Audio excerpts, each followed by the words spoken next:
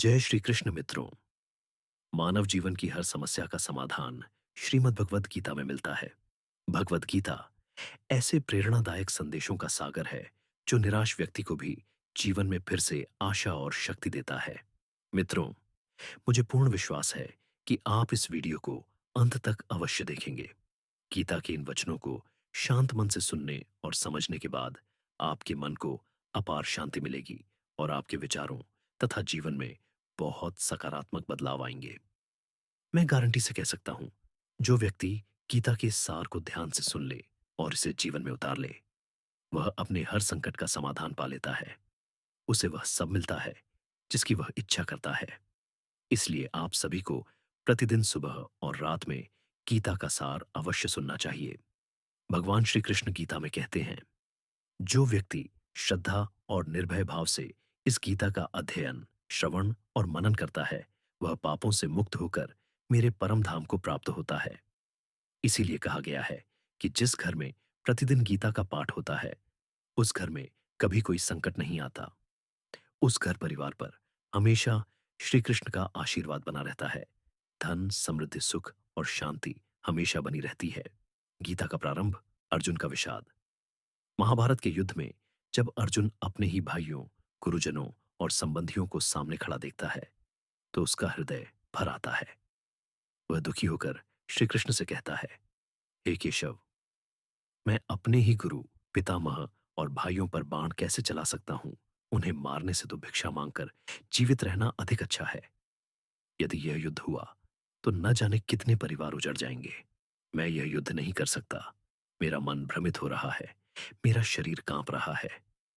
हे कृष्ण, मुझे मार्गदर्शन दीजिए, ज्ञान दीजिए कि मुझे क्या करना चाहिए। अर्जुन की इस पीड़ा को देखकर भगवान श्री कृष्ण ने उसे वह दिव्य ज्ञान दिया जो श्रीमद् भगवद गीता के रूप में आज भी मानवता का मार्गदर्शन कर रहा है। श्री कृष्ण का उत्तर, जीवन का सत्य। श्री कृष्ण ने कहा, हे अर्जुन, श्री कृष्ण का उत्तर, जीवन का सत्य। श्री कृष्ण ने कहा, हे अर्जुन, तुम विद्वानों जैसी बातें करते हो, परंतु बुद्धिमान व्यक्ति न जीवितों के लिए शोक करता है, न मृतकों के लिए। जीवन और मृत्यु प्रकृति का नियम है, किसी के हाथ में कुछ नहीं है। सब कुछ समय और कर्म के अनुसार होता है। श्री कृष्ण आगे कहते हैं, जो हुआ वह अच्छे के लिए हुआ, जो हो रहा है वह अच्छे के लिए हो रहा है, और जो होगा वह भी अच्छे के लिए ही होगा। मनुष्य कुछ लेकर नहीं आया और कुछ लेकर नहीं जाएगा। जो आज तुम्हारा है वह कल किसी और का होगा। परिवर्तन ही इस संसार का नियम है। आत्मा का ज्ञान, श्री कृष्ण कहते हैं, जैसे मनुष्य पुराने वस्त्रों को त्याग कर नए पहनता है, वैसे ही आत्मा पुराने शरीर को छोड़कर नया शरीर धारण करती है।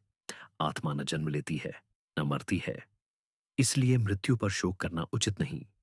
जो जन्मा है वह अवश्य मरेगा, और जो मरा है वह अवश्य जन्म लेगा। यह सृष्टि का शाश्वत नियम है। कर्म ही धर्म है, भगवान श्री कृष्ण कहते हैं। मनुष्य का कर्तव्य कर्म करना है, कर्म ही धर्म है, भगवान श्री कृष्ण कहते हैं। मनुष्य का कर्तव्य कर्म करना है, फल पर अधिकार नहीं। जो व्यक्ति अपने कर्म को ईश्वर को समर्पित कर देता है, वह शांति और सफलता प्राप्त करता है। श्री कृष्ण कहते हैं, क्रोध नरक का द्वार है, आलस्य विनाश का कारण है, मन को नियंत्रण में रखना सबसे बड़ा साधन है। संदेह करने वाला मनुष्य कभी सुखी नहीं हो सकता। जिसने मन जीत लिया, उसने संसार जीत लिया। मन ही मित्र, मन ही शत्रु, अर्जुन पूछता है। हे कृष्ण, यदि आत्मा सुख दुख से परे है तो हमें दुख कैसा लगता है? श्री कृष्ण कहते हैं, हे पार्थ, सुख दुख आत्मा के नहीं, शरीर और मन के खेल हैं। मन ही मनुष्य को भ्रमित करता है। कभी अहंकार देता है, कभी भय, कभी मोह, कभी लालच। इसीलिए कहा गया, मन पर विजय ही जीवन की सबसे बड़ी विजय है। मन को साधो, आत्मा का प्रकाश स्पष्ट दिखेगा। मन को छोड़ो, वह तुम्हें संसार के जाल में फंसाए रखेगा। समय और परिस्थितियां, श्री कृष्ण कहते हैं, समय मनुष्य के अनुसार नहीं चलता, मनुष्य को समय के अनुसार चलना पड़ता है। यदि समय प्रतिकूल है तो शांत रहना ही सर्वोत्तम उपाय है। कभी भी अहंकार न करें। अहंकार ने ही रावण, कंस और कौरवों का नाश किया। सच्चा सुख संतोष में है। मनुष्य हमेशा वही चाहता है जो उसके पास नहीं है। और जब मिल जाता है तो कुछ और चाहता है। इसी चक्कर में जीवन निकल जाता है। संतोष ही जीवन का वास्तविक आनंद है। संबंध, व्यवहार और जीवन के सूत्र जो आपका साथ दे, उसका साथ दें। जहां सम्मान न मिले, वहां न रहें। बातें करने वाले हजार मिलेंगे, पर साथ देने वाला एक भी मिल जाए तो बहुत है। दूसरों को दोष देने से समस्या हल नहीं होती। बुद्धिमान समझता है, ज्ञानी बोलता है, मूर्ख बहस करता है। अपने काम को पहचान बनाओ। नाम तो हजारों के एक जैसे होते हैं। कर्म का फल श्री कृष्ण कहते हैं, मनुष्य वही पाता है जो वह कर्म करता है।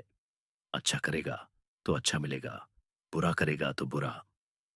अंतिम संदेश जो व्यक्ति गीता को पढ़ता है, सुनता है और जीवन में उतारता है, वह पापों से मुक्त होता है, दुखों से ऊपर उठता है और उसका जीवन शांत, सफल और सुखमय हो जाता है।